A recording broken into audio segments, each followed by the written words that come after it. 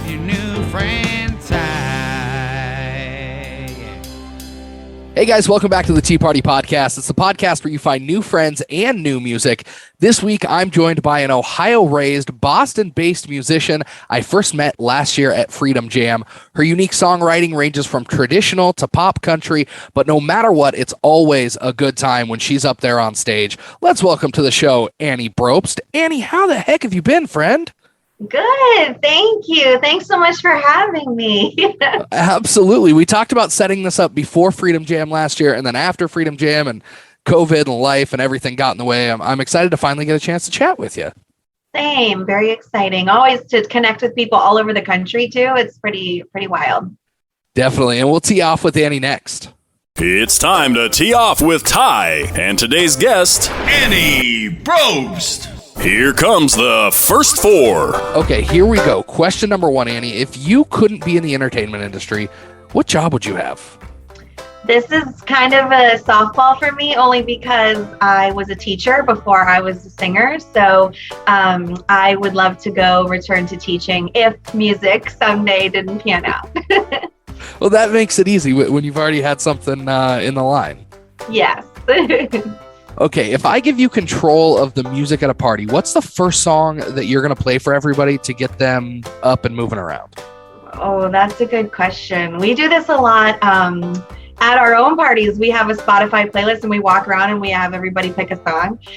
So I would say right now it would be Unapologetically Country as Hell by Hardy. Okay, that's a good pick, though. A good tune. It is. Okay, question number 3. What character from a TV show or a movie or a book, any fictional character, who would you bring to life and hang out with for a day? I have to hang out with Beth Dutton. Okay. We watched the Yellowstone series and I feel like everybody needs a Beth in their lives just to be like the no BS enforcer of everything that she feels is morally right. There you go. I like it. You've got that one thought out. I feel like that's not the first time that you've thought about it. No, and I've never been asked that question, but I want to meet a real life Beth Dutton. That's fair. Okay, last question of the first 4. If you could have an unlimited supply of anything, whiskey, tacos, guitar strings, scotch tape, whatever, what would it be? Well, other than the obvious, money, yes. I think it would be sushi. Oh, okay. Any particular type or just sushi in general? I love tuna and salmon sushi, and I feel like I would never get sick of it. I would just want to eat it forever. I could see that. Now I'm really hungry. It's just going to be like lunchtime. So, but Annie, thank you for playing along. That was the first 4. But now let's get to know you a little bit. Give us the backstory of growing up in Ohio and tell us how you got into music. Okay. I grew up in Ohio. I did choirs my whole life. I was loved singing just as a hobby. I would create a little band with my neighborhood friends and we'd have pots and pans, and I learned to sing the national anthem from my great aunt Thelma. So I've just loved singing. It's definitely been something that's been super fun for me. And I always kind of imagined my life as a teacher, though. I would read and show the books to my stuffed animals in my room as a kid. So I went to school. I got my bachelor's degree. I taught Spanish for 8 years out here in New England. But I started to, I joined a cover band at first. I was karaokeing a lot and just really loved the microphone and loved the spotlight in that sense. And so I joined a cover band right around the time I was teaching just for fun and to do on the weekends. And that was awesome. But it led me to a bigger cover band where I was opening for huge country acts at one of our big places out here in the Boston area, which also gave me another itch, in front of a lot of people like that. And then I started writing my own songs when I met my guitarist, Roger Hagopian. And the rest kind of moved really quickly after that. We got in touch with some of the right people. We got some local awards out here in New England. So we started to become a name. And I felt like it was something I couldn't do in my cover bands, but this was really who I was, the Annie Brobst band, And the rest kind of is history. We've had great momentum. We lost a little in the pandemic, but sidestepped and tried other things to keep engaged with our fans. And I think it went pretty well. And here we are rolling off our latest album, Where We Holler, and ready to write some more. Well, so was this something that you had music had always kind of been in the back of your mind growing up as just something fun, or did it really just kind of take over when you hit that point in your life when you became a teacher and started doing that sort of stuff? Yeah, I think it was fun for most of it. It's still fun, but it was just for fun for a really long time in my life. And I didn't know if I really saw myself having a career in it, but I just knew it was something I really, really enjoyed and I seemed to be somewhat good at. But I think once I started songwriting, the game changed a little for me and it became really personal. And I started to learn how to tell my story in my own way, and music songwriting became such a therapeutic thing, to get your thoughts out and really have that escape. So I think as a career, it became more serious when I was burning the candle at both ends, trying to do music as a hobby and teach at the same time. I was exhausted. I was getting super few hours of sleep every night, and I knew something had to give.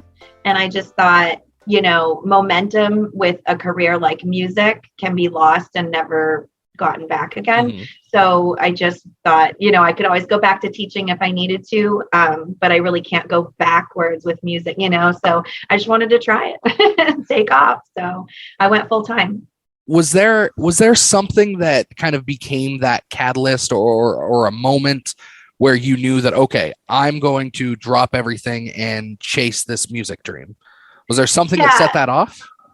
People ask that a lot, and it comes with a little piece of advice too to people in my same path.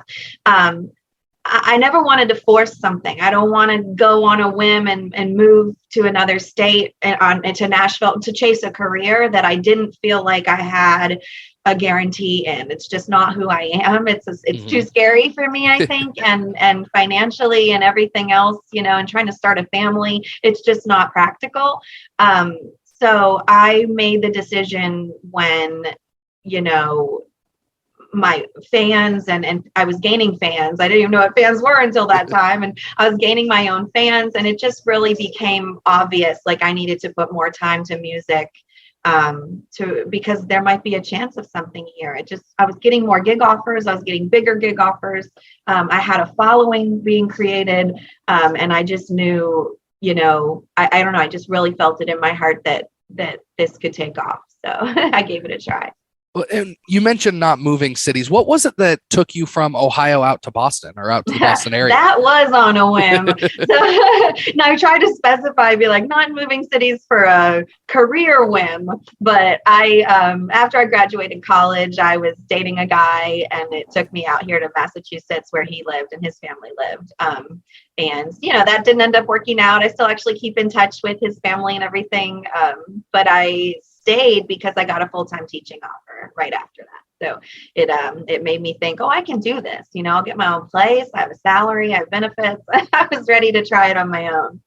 Well, it seems like it's worked out for you. And I don't think a lot of people associate New England, especially kind of the Boston area, with a ton of country music. But I feel like there's actually a pretty decent country scene out there, isn't there? Yeah, and there has been for at least a decade, maybe more. I gauge it this way too. When I first started teaching, I was teaching middle schoolers, and middle schoolers are brutally honest and are kind of on the cusp of being cool. And so they hated country music when I started teaching, and that was probably 2008, 2009. They hated it. They were like, you like country? They kind of made fun of me, whatever. It was funny.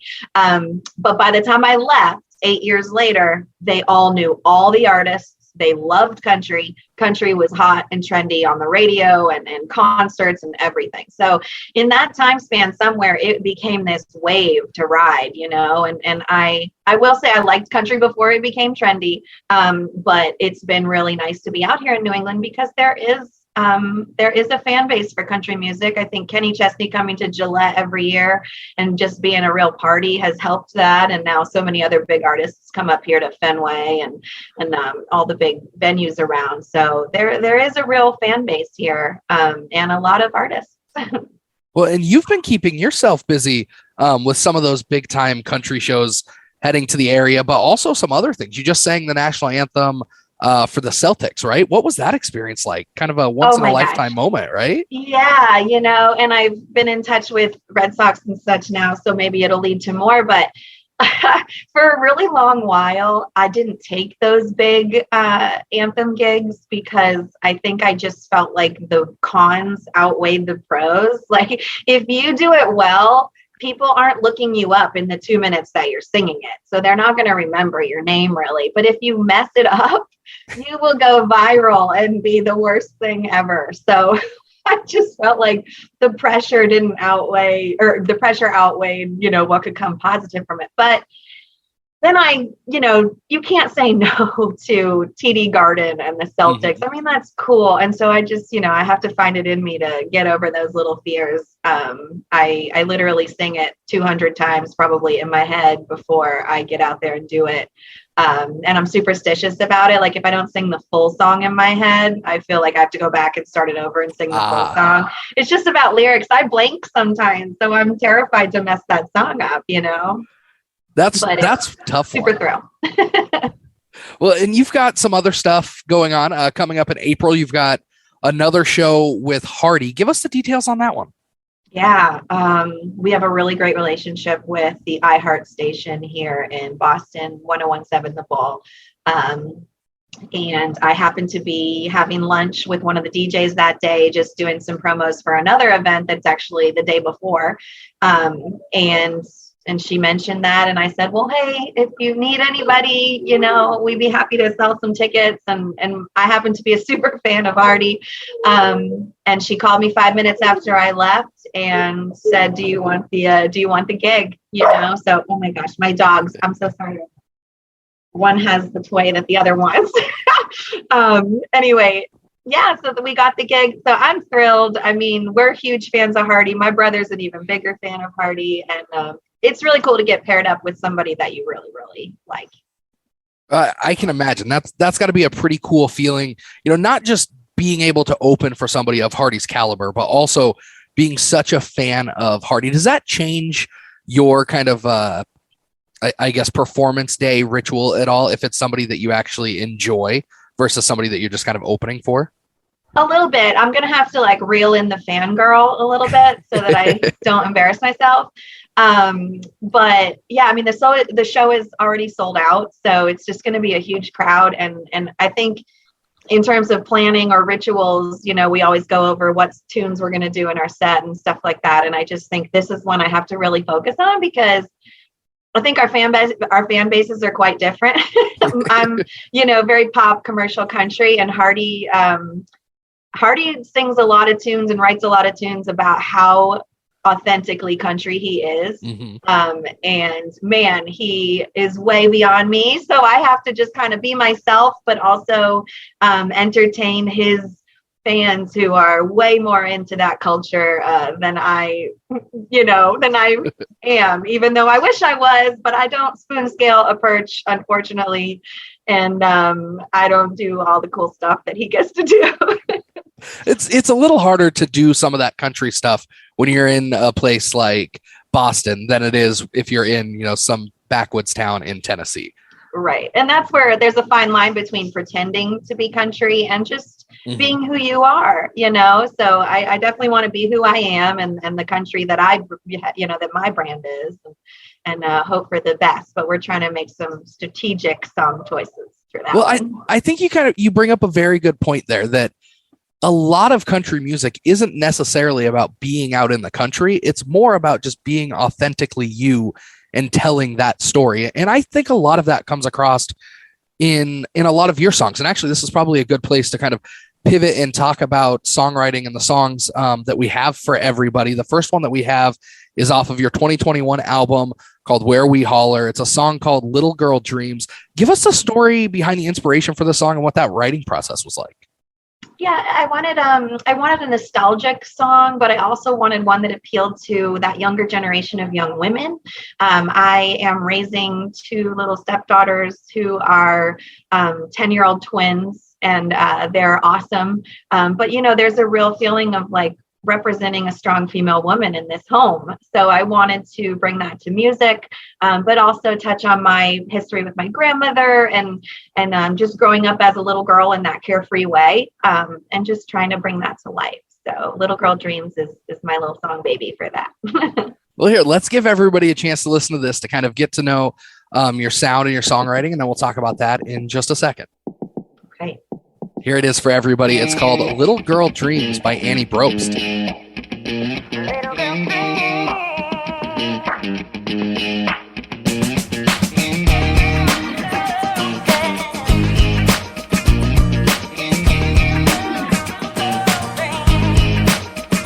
Little girl dreams in a big girl world.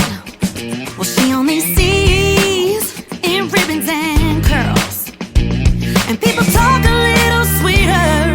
They're dying to believe her. It's a strong woman's world in the mind of a girl.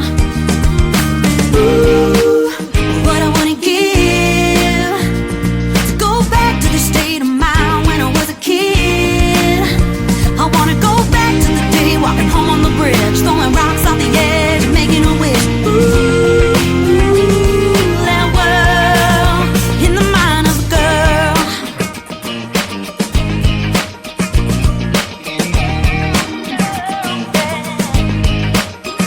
You're learning it stings when you fall and get hurt.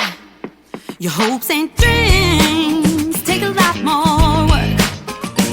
And people treat you a little different. You say it's fine when it really isn't. It's a real woman's world in the mind of a girl, yeah. Ooh, what I wanna give to go back to the state of mind when I was a kid. I wanna go back to the time when you needed a friend. You'll be looking for one and you're bottom with 10. Ooh, that world in the mind of a girl.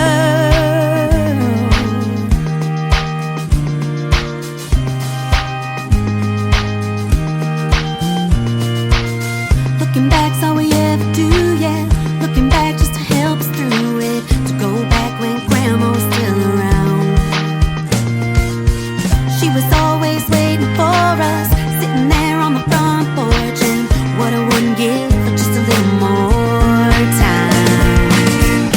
Ooh, what I wouldn't give to go back to the state of mind when I was a kid. I wanna go back to the day walking home on the bridge, throwing rocks off the edge and making a wish. Ooh, that world in the mind of a girl. Yeah. Looking back just to help in the mind of a girl. Those little girl dreams. Yeah. Looking back just to help us through it. Ooh, that world. Ooh, that world in the mind of a girl. Little girl dreams.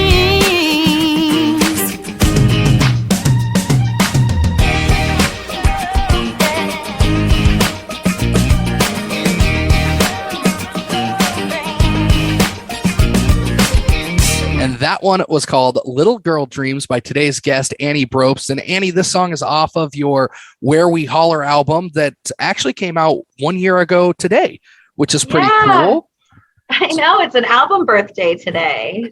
So what's that been like now that you've got a whole year behind you? What's it been like watching your fans get to know this album over the last year? And how does it compare to the reaction that you saw when you put out My First Rodeo? Yeah, I think I made a promise to myself a long time ago that if I stop progressing or stop growing, that maybe it's time to hang it up. And I feel like, we've seen real growth since that first album. But I will say we have an amazing group of fans that grows every day, digitally, but also in person here in New England. And they just I mean, they learn those words. It's almost a challenge for them to come out and sing them all to us. And I always give those moments in the show to like, you sing it now. And they come through, and it is such an awesome feeling. If I have a moment, we did this really cool in studio live to vinyl tracking thing last month, where we went to New York City. That was really cool. Yeah. So we went to a studio in New York City. And what was cool about it is fans, we're going to do this again, so I'll explain the whole thing. Fans can choose one song from my catalog, and we will record that song for them live in the studio. And it's just their version. So let's say 20 fans request Red Wine on My Mind.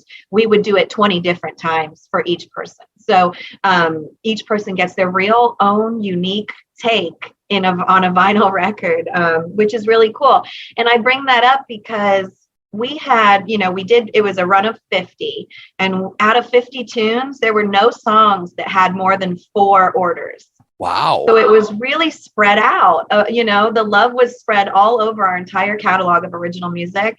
And that really made me feel like we're doing something right. And the fans are just amazing to love all of our songs kind of separately, Definitely. And it was such a cool and unique thing that I've never seen anybody else to do, but the reaction that I was watching people have on social media, just in your comments section, you could tell that there's some true diehard fans out there that really, really appreciate everything that you do and all of your songwriting. And that kind of brings up the question, what does your songwriting process look like? Can you pull back the curtain a little bit and tell us when you're ready to sit down and write a song, what that process looks like? Yeah, I think it's not always different, but there are some different steps to it. But the one that seems to happen the most is, so I don't play guitar. I don't play an instrument, which some may see as a weakness. I've tried to make it more of a strength because I can really focus on the vocals. I can focus on my stage presence and engaging the audience. So that means I come up with a concept, or I usually have a working title, that is a strong idea. And then I'll jot down maybe some lines or just a brainstorm about that idea. And I just put it into my phone, in my memos and my notes. And when we have a day, we set a day or two aside a week to write. Then I'll bring my ideas to the table. And Ryan, who it's usually, because he lives here with me, my fiance is also my other guitarist and songwriter, will make some songs come to life. Or we book, songwriting days with Roger, my other songwriter, and just friends of ours in the community. But it really starts with a concept, and then we build a melody from there, and then we bring lyrics from those brainstormed kind of ideas underneath that concept. So that seems to be how it works. Sometimes it's a little different, but definitely. And songwriting's such a unique kind of an art form because you can do it anywhere, really. I mean, you can sit on your phone in the back of the van on the way to a gig and pound out, a whole song if it came to you. Is there a certain place or time that you seem to see the inspiration strikes you more, or is it just kind of all over the place? I know there's some people that have like a waterproof whiteboard in their shower. I know. I need that then, because I was going to say it's my shower. As weird as that sounds, I think it's because it's, the 7 minutes of your day where you really just get quiet time to yourself. And maybe there's some also metaphorical because you're cleansing, and I don't know, but it's definitely a place where I've come up with a lot of my song ideas. I'm surprised that you get a full 7-minute shower with twin girls in the house. Well, they're 10 now, so they're okay. But when I first got here, they were 5, and they would definitely barge into the bathroom, rip open the shower curtain. I'm like,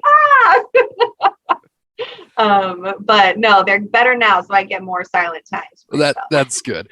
Before we get into the next song, a question that I like to ask that you can answer however you want, but what's the one thing that kind of about writing and performing that brings you back doing it day after day? What's that kind of spark in music that attracts you? I think I realized this. I had this epiphany maybe like 3 years ago where I need to just start doing things for those diehard fans. because they're the ones who keep me going. And so I couldn't do this without them, you know, and yes, we want to be ourselves as artists, and we always will be, and we'll always write and be authentically ourselves. But when I post, when I perform, when I think about fun show ideas, you know, in this certain venue or this town, I think about which one of my fans are going to be so pumped about this. So I think what really keeps me going are those guys, like the super fans, the brand new ones, the ones who've been there from the beginning. I think when you start posting and writing and doing things that you know they're going to enjoy, but that still is, you know, also a piece of you, you see that tenfold. You know, it pays off because they're the ones keeping, you know, they're the ones who love you. So you have to really think about them when you do stuff too. And I feel like they're the reason I'm going, you know. That is a great way to look at it. And one song that your fans have absolutely loved, at least streamed quite a bit, is a song called Red Wine on My Mind. It's personally one of my favorites of yours. Before we let everybody listen to it, give us a story behind this one. Yeah, when we wrote this, we wanted to, I think Tennessee whiskey was hot around the time when we actually wrote this song from its conception. And I was like, man, I want a tune like that, but that's about me and what I like. And so I am a huge red wine fan. That's my drink of choice when I go out or when I perform or anytime. And so it was just supposed to be a lighthearted, fun drinking song. And people seem to attach to it. You know, at the time too, there was like nothing. And now there's Hole in a Bottle and all these ones by the big stars. But when we wrote it, there was really a lack of red wine representation in the country genre. Well, you do a good job of representing it here. Let's let everybody listen to it. This one's called Red Wine on My Mind by Annie Brobst. I got red wine on my mind. I got nothing but time. No. When I'm drinking, I ain't thinking about who I am and who's done me wrong, or where I'm headed and where I've gone. See, all I got is red wine on my mind. You're sneaking up on me, yeah, from the bottom of my glass. The depth of that there bottle is how long I'm gonna last. Measuring the strength of a woman by the company that we keep. Well, it's just me and this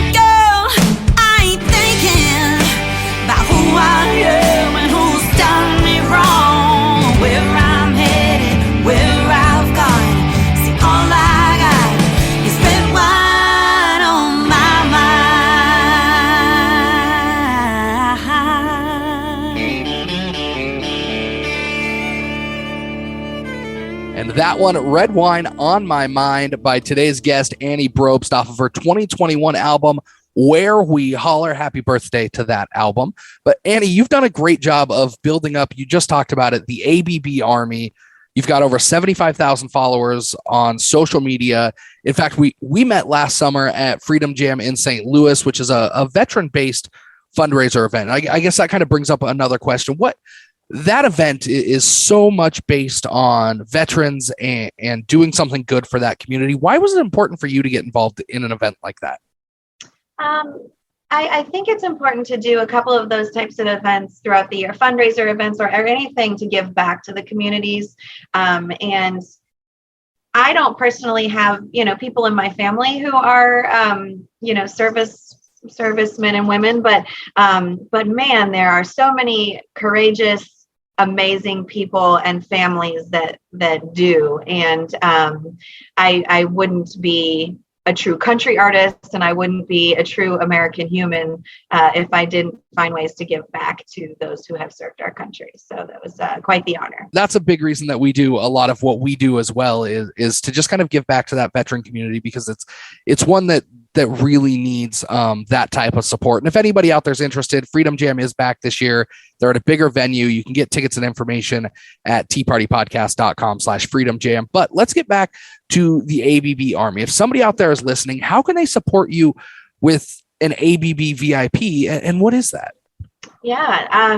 So our ABB Army is really just anybody who has ever bought our music, listened to our tunes, come to a show, shared a post, liked a post, commented on a post. You are all part of this big overarching ABB Army and community of people who know us and support us. But then there's the ABB VIP.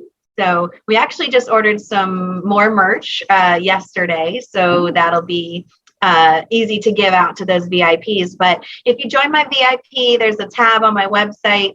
That money goes to us in restocking those merch items or recording in the studio. But it also gives you exclusive discounts and guest lists and anything I can do to make it special for the VIPs.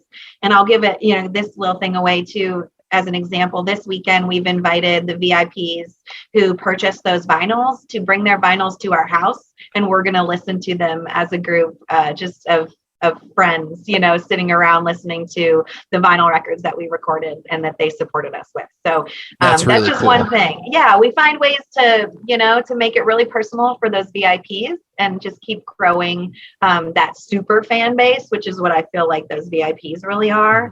But honestly, just growing the ABB Army, telling your friend, telling your neighbor, telling your cousin about us, and supporting us from afar digitally or in person at shows. That's how it happens. So, well, and what can fans look forward to in 2022? Anything other than the Big Hardy Show? We've got the Hardy Show.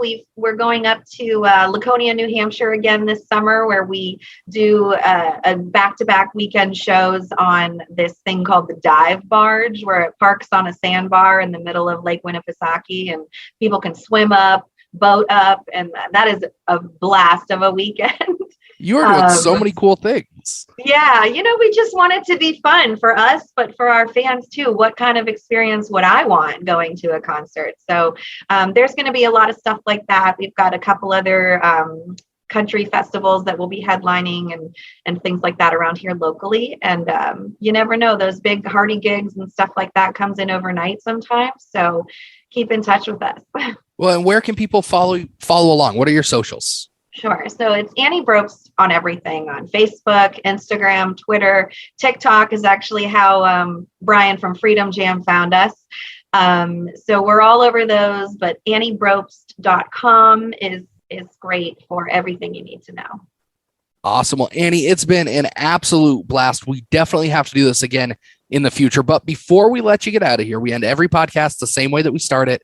It's called The Final Four, and it's probably four of the questions that are going to make you think the most. So are you ready for it? Okay. I hope so. Okay, here we go. It's time for the Final Four. Okay, first question. What's your favorite venue that you've ever played? I have to say it was Country Jam, Colorado, out in what was the town? I forget. But it was way out in Colorado, and it was awesome. It was like 5 hours outside of Denver, top left corner. And it was opening on the main stage for Sam Hunt, Kelsey Ballerini, and some really big artists. That was just a dream. That sounds like a good time. Okay, how about this? And you can cheat if you need to. Who are the 3 most recently played artists on your Spotify? Hardy, for sure. Okay. Eli Young Band, because we're doing a show with them in May. So we love to just blast all of those tunes to make them fresh in our mind. And then it would probably be that one Mississippi song by Kane Brown. I am completely addicted to it. Okay. Those are 3 solid choices. Very different ones too. Okay. Question number 3. When you're out on the road, what's the one place that you have to stop every time you pass it? Store, restaurant, gas station, whatever. Yep, I have this one. Every time we see anything called a saloon. Ooh. So it's usually when we're out in the middle of nowhere. It's 100% every time there is something called a saloon, something saloon, and we stop and we have to have a drink because it's, we'll be with the band. It's kind of fun, but it's always this hole in the wall little place that is so true to where it is, and you get a real glimpse of the town. And so anytime we see like a little podunk bar in the middle of anywhere, it's like it's the funnest thing. I love it. I am a huge proponent of dive bars. Yes. And saloons are like the original dive bar. The one we went to in Colorado had a live wood bar, and there were brands of all the local farmers, like cow brand, cattle cool. brands in the bar top. It was so cool. I mean, that's the kind of stuff, and the guys walk in and they go, "Do you have any like local beers?" I think they were looking for craft beers or something. And she goes, "Well, we have Coors Light." I feel like in Colorado that counts. That's local. She's not wrong. Yeah, right? She's not wrong.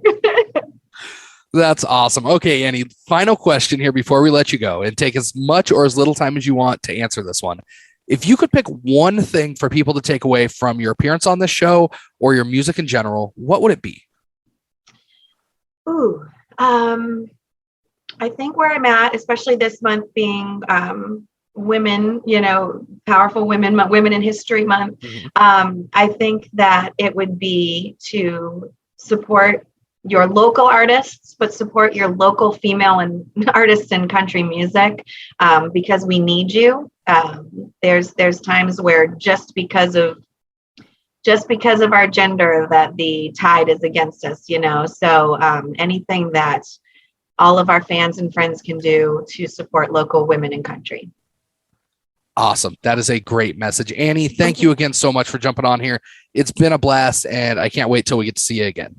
Yeah, same. Thank you so much. Absolutely. And guys, that was another episode of the Tea Party Podcast. It's a country music podcast where you find new friends and new music like Annie Brobst and Red Wine on My Mind. Go tee off on the like button at facebook.com/Tea Party Podcast. This has been a Tea Party Communications production. Theme music created by Jesse Quandt. Announcer voiceovers by Jay Gwinn. And as always, hosted by Pisani.